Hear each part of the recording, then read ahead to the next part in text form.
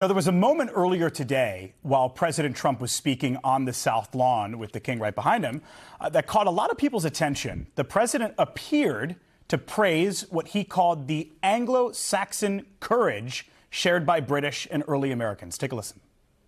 The American patriots who pledged their lives to independence in 1776 were the heirs to this majestic inheritance. Their veins ran with Anglo-Saxon courage. Their hearts beat with an English faith in standing firm for what is right, good, and true. So here's the thing. The term Anglo-Saxon has a historical context. By definition, it refers to the Angles, the Saxons, the Jutes, people who migrated to Britain well over 1,500 years ago.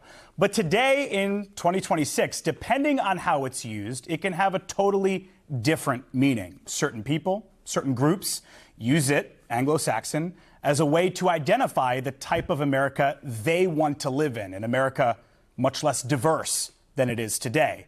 So what did the president mean when he said that? What was he trying to say? Professor Kaye Whitehead teaches communication and African American studies at Loyola University up in Maryland. Professor, good to have you here with us. Thanks for joining us live on The Rundown.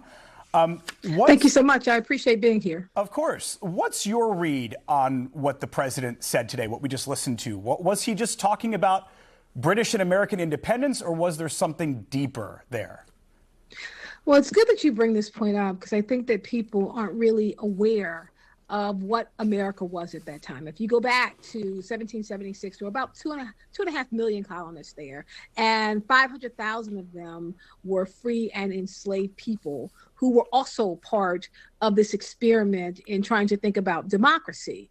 During the Revolutionary War, at least 5,000 to 9,000 Black people fought. The Black patriots actually fought in the war, and about 20,000 Black people from Britain fought. So we were a part of the building of this country. So when you talk about Anglo-Saxon in this context of the America today, it is pushing this idea that it was only white people who sacrificed and worked to build America. And it's kind of an intentional or maybe unintentional erasure of the contributions that Black people made to the building of America. We made contributions above and beyond just being labor.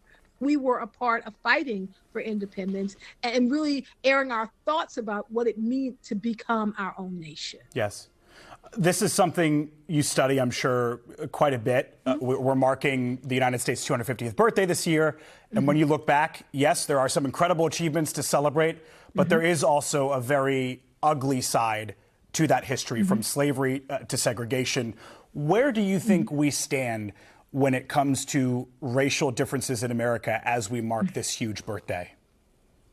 I think what's interesting about America is that the history of America is written in blood. It's written in sacrifice. It's written in horror. It's written in terror. It's written in oppression. But it's also written in beautiful lyrical music that talks about what it could be, in foundational documents that speak to something more than what we have at this moment. I think you have to tell both parts of the story. You can't tell the story of America without talking about the impact of having enslaved people brought to this country against their will and then becoming a part of the building of this nation. You can't talk about all the amazing things that have happened in this country, the ways in which we have overcome, the ways in which we developed as a young nation, the ways in which we put forth a document to even declare our independence. And as the Second Continental Congress began to shape what it meant to be in control of the building of our nation, and then going to war and putting that stake in the ground. You can't talk about that if you don't include what was happening to Black people and the contributions of Black people. We have come a long way. We have a very long way to go.